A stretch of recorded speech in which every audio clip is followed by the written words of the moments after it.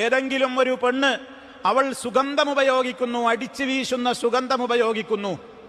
ഫമറത്ത് അലാ ഖൗമിൻ, എന്നിട്ടൊരു ജനതക്കരികിലൂടെ അവൾ നടന്നു പോകുന്നു. ലിയജിദൂ മിൻ റീഹിഹാ, അവൾ എന്തിനാ സുഗന്ധം ഉപയോഗിച്ചത്? മറ്റുള്ളവരൊക്കെ ഒന്ന് ആസ്വദിച്ചിട്ട് മണമൊന്ന് കണ്ട് എന്നിലേക്കൊന്ന് ആകർഷിക്കട്ടെ എന്ന് വിചാരിച്ചുകൊണ്ട് സുഗന്ധമുപയോഗിച്ച് പുറത്തിറങ്ങുന്ന പെണ്ണ് ഫഹിയസാനിയ. അപ്പോൾ സുഗന്ധം ഉപയോഗിക്കുന്ന ആണുങ്ങൾ എന്താ ഉദ്ദേശിക്കുന്നത്?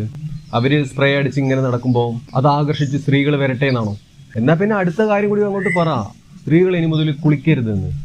ഈ സോപ്പിനൊക്കെ നല്ല സുഗന്ധമുണ്ട്, സോപ്പ് ഉപയോഗിച്ച് കുളിച്ച് ആ മണമൊക്കെ നമ്മുടെ ശരീരത്തിലേക്ക് പ്രവേശിക്കും.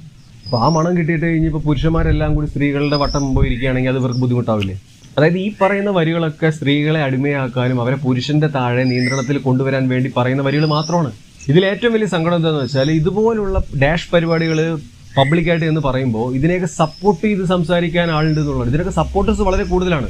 ഈ പറഞ്ഞ മണ്ടത്തരങ്ങളെ വിമർശിച്ച് സംസാരിച്ചാൽ, ഈ പറഞ്ഞ ഇത്രയും വലിയ സ്ത്രീ വിരുദ്ധതയെ വിമർശിച്ച് ആരെങ്കിലും സംസാരിച്ചാൽ അവന്റെ വായ അടപ്പിക്കാൻ ഇപ്പോഴും ഒരു കൂട്ടം ആൾക്കാരുണ്ട്. ഇപ്പൊ ഞാനൊക്കെ സംസാരിച്ച് ഇതിന്റെ അടിയിൽ വന്ന് തെറി ഇങ്ങനെ മെഴുകിക്കൊണ്ടേയിരിക്കും.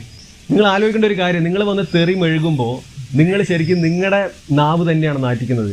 നിങ്ങൾ പഠിച്ച വേദപുസ്തകം, നിങ്ങളുടെ മതം, നിങ്ങളുടെ വിശ്വാസം, നിങ്ങൾക്ക് മതം ഓതി തന്ന ആൾക്കാർ, അവരുടെ ക്വാളിറ്റി, നിങ്ങളുടെ ക്വാളിറ്റിയാണ് കാണിക്കുന്നത്. ഈ മതം കൊണ്ടോ ദൈവവിശ്വാസം കൊണ്ടോ നിങ്ങളൊന്നും എവിടെ എത്തിയിട്ടില്ല. ചിന്തിക്കൂ.